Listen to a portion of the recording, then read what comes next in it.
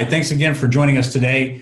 Charles Henson here, your host on InSecurITy.TV. Along with me is... Hi, I'm David Ruddock from Insane Technologies in Australia. And this is Scott Beck from Beck Tech in Moncton, New Brunswick, Canada. Welcome, gentlemen. Today we're going to be talking about the cost of free. And what we mean by that is at what cost are we using free apps on our phone? So you think that you're just playing Angry Birds, or you think that you're just using Snapchat or just downloading a flashlight app. But really what's happening is in the background, these apps are spying on what you're doing and where you're going and what you're purchasing and what you're searching for. And there's a lot of big data that's there. And we're going to cover that today and just talk a little bit about the cost of those free apps. Scott, I know that you had given a presentation to a lot of your clients on this recently. What were some of the main topics that came up during that discussion? Well, one of the things that we ended up talking about is where have we come from in just a very short period of time. Think of Google, for example. A decade ago, we would go to Google and type in a search, and they would nicely tell us where the data is and go look at it. And now we're using them for their email. We've got them for Google Maps to find out where we're going. We've got Google Drive to go store our data. And when's the last time you actually got a bill from Google for all these wonderful services that you're using? Somebody's paying for it. And the sad part is as we talked through the subject with some CPAs, they came to realize that really we, the consumers, have become the product. The other thing that we looked at is Facebook.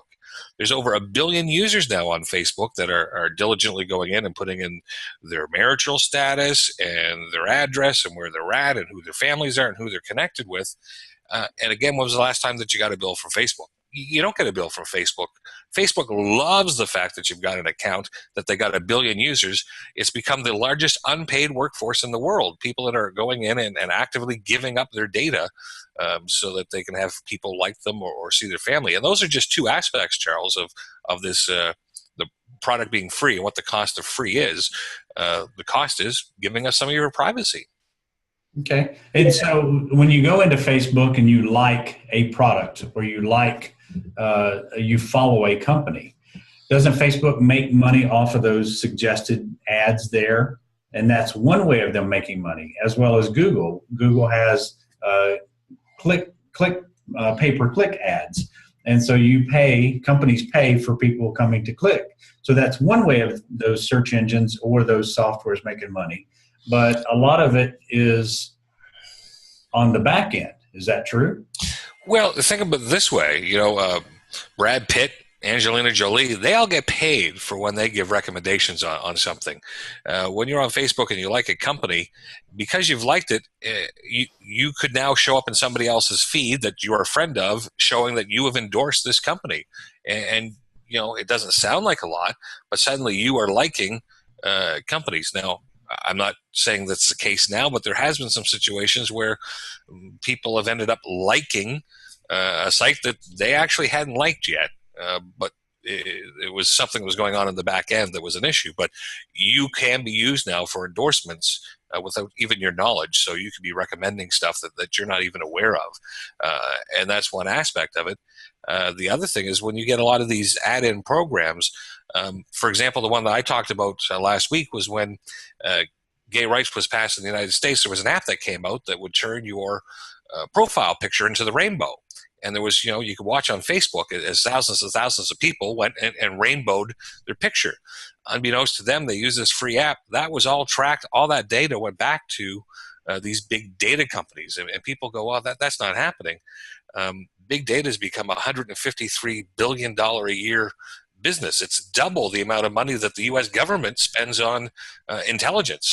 So this industry is now double the size of the NSA and all counterintelligence of the U.S. government. So let that sink in for a second. We're not talking nickels and dimes.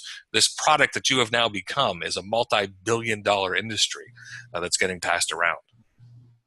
David? Yeah. It's allowing people to go and buy the data and then psychograph and demographically graph what people actually want. So it's no longer, testing products and seeing what people like. It's designing things around totally what we want and then essentially like, I can't think of the word, subconsciously forcing us to like these things because they already know what we like. We tell them the types of TV shows we watch, the sports we watch, the people we like, the people we follow. And so the marketing, it just comes straight back at us and is hugely targeted. So the companies that have access to the big data can suddenly market to us much more successfully with products and stories and marketing that we're more likely to buy because we've told them how we want to be sold to.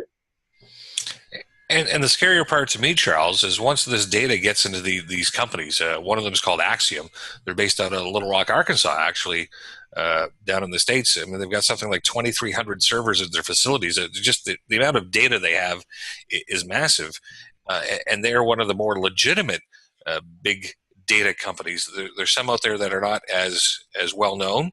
And there was a case where there was a crime organization out of Vietnam actually opened up a shell company in the U.S., posed as realtors, and bought a bunch of marketing information. And people weren't, this company, this data company, wasn't even aware of who they had sold it to. Because keep in mind, their job is to make money for their shareholders, to sell the data. They're not the caretakers of this data. They're trying to turn it into a profit. And the only reason they found out that they had done something wrong was when the Secret Service approached them, because there were a lot of social insurance numbers that were suddenly showing up on underground websites being sold. And that's how they traced this back. So the message that I keep trying to tell people is, yes, you're going to use Facebook, because if you don't use Facebook, someone else is going to tag you. Your information is still going to leak. So you might as well try to be in control of it. But if you put it online, you got to know it's not going to be private, and it's going to go somewhere. So be careful what you're posting online.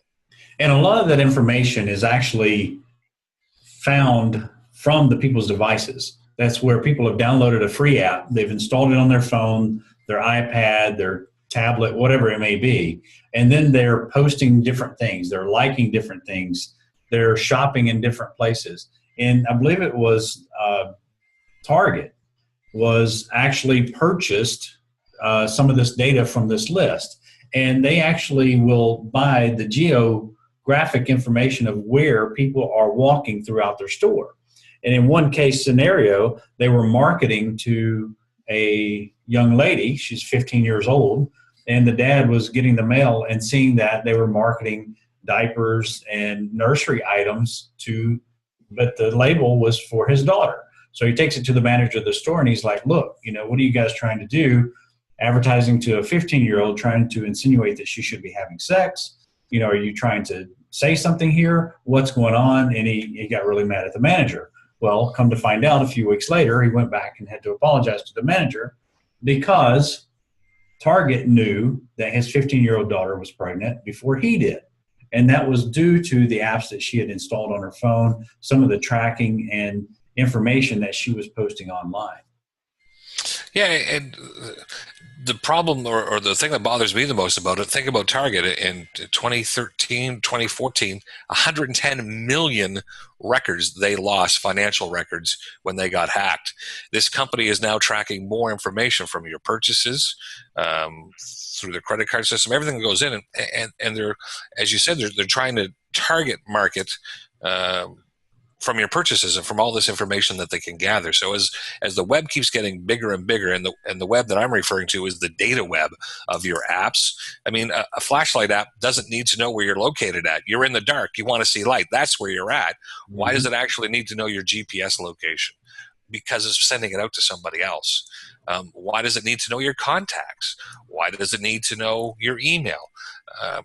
There's a lot of those kind of things that are going on, and people might be a little bit too quick to say yes without reading and see what they're actually doing and thinking through. And the flashlight is the classic case of that. So when you're installing an app, you want to pay attention to what is prompting you.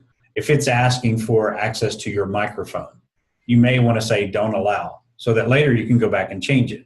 Now, if you're installing something like Snapchat is going to want access to your video. So you're going to take pictures with it. So they want access to your camera.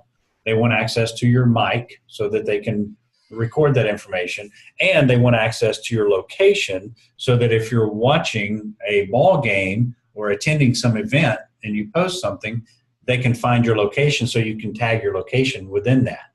And the problem with those apps is that they're not only using that information to help you post and tag where you are, but they're using that to track where you've been, where you're going, and some of the habitual things that you do throughout your life and your work week. Now, guys, there was something that was just coming out about a calculator app. We should let everybody know about what's going on with this. Yeah, and we'll cover that in another episode. Okay. I'd like to get into that, as well as the details of Snapchat and some of the things that, even with their security, of them saying that, oh yeah, you can send a secure message and it's going to go away. And then we found out that now they've been sued because that information was not going away. So here's another yet example of a free app that was tracking data and had information in it. And then the information that you thought was being deleted was not being deleted. So we'll cover that in another episode. So be sure to look for that one, because with the hidden calculator app, you'd be surprised what your teens could be hiding from you. So if the company's not charging you and you're not getting billed for a service, chances are you've become the product, which means they're tracking stuff that they can sell. You become a revenue generating system for them. So you becoming the product is what you're saying is instead of them charging you for the app, they're getting you the product in your hands for free. You're liking things, you're posting things, and then your information is now being sold, and that's how you're becoming the product, is they're selling your information based on all the likes and all the things that you post about. And that's bang on. The electric company sends you an electric bill because you're using the electricity. If you're using their application and you're not getting a bill, you're generating revenue for them by giving them your information. There you go. David, do you have anything to add or any thoughts on this? I was just going to say, I mean, following up with what Scott and yourself said earlier about the apps, the biggest problem when we install applications is that we're so quick to click yes, yes, yes, next, next, next. We don't read any of the terms and conditions. We don't read the security privileges. Admittedly, in the latest version of Google Android, the app security permissions have changed, and it'll actually ask you when the app goes to ask for access to something, which is a great step forward, because you suddenly go, why is it suddenly asking me for the contacts? But we still have to go through and have a look at some of the apps, because there's a lot of stuff that I think we install on our phones because our friends tell us to, that we'll never use again, yet it sits there dormant. And if you have a look, it's running in the background with permission to things that it doesn't need access to. So progressively go through your phone and go, do I need this app? I don't use it. Get rid of it, or check the security permissions first.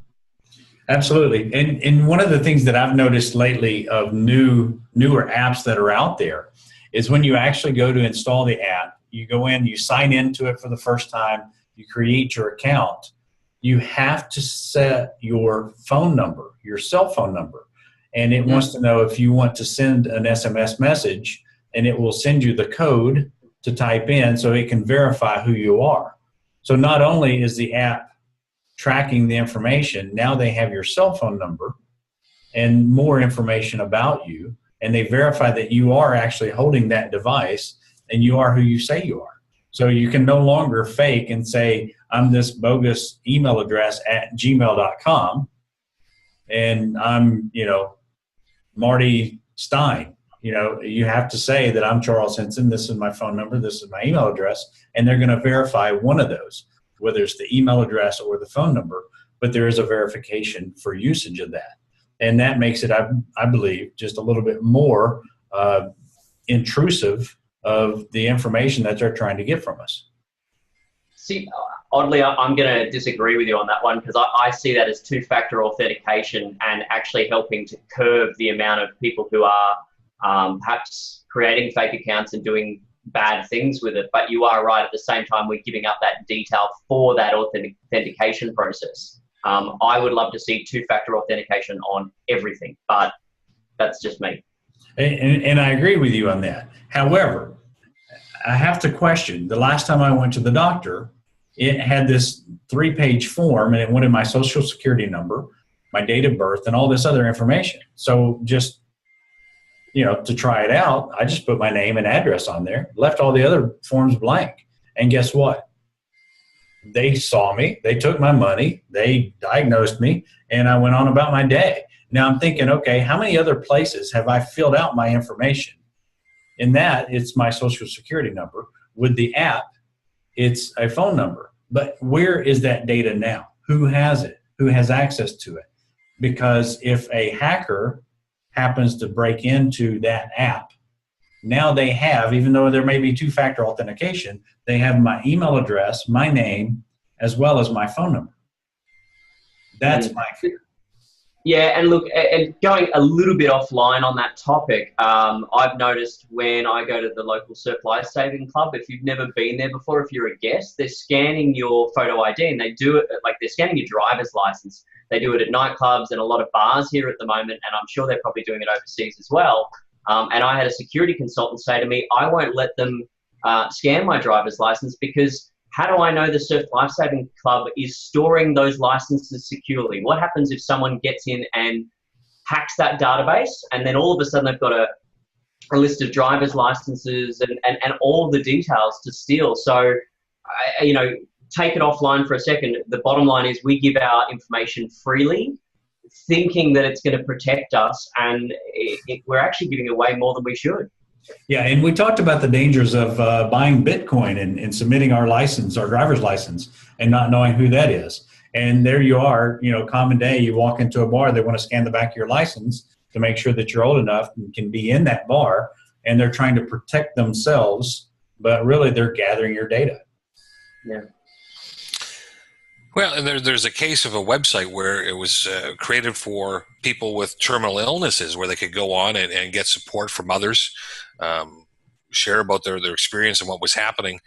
And the site had been it was free. Again, you didn't have to pay to get on there to become a member. And one of the big data companies got in there and started scraping the website. Scraping the website means they're going in and gathering all the data.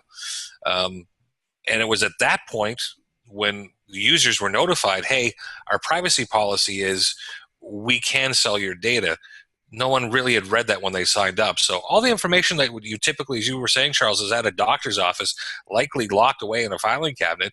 These people were putting their out on their website, their affliction, what meds they were on, when they were on it, right down to, in some cases, their DNA sequences were all there on this website that had been given up for free, which goes back to David's point of sometimes we're our own worst enemy and we're giving out way too much information to places that we really don't know how that's being secured. And is it secure? Yeah, absolutely. So I think the tips for today is going to be, if it's a free app, ask yourself, why is it free? Are they using it to track the information?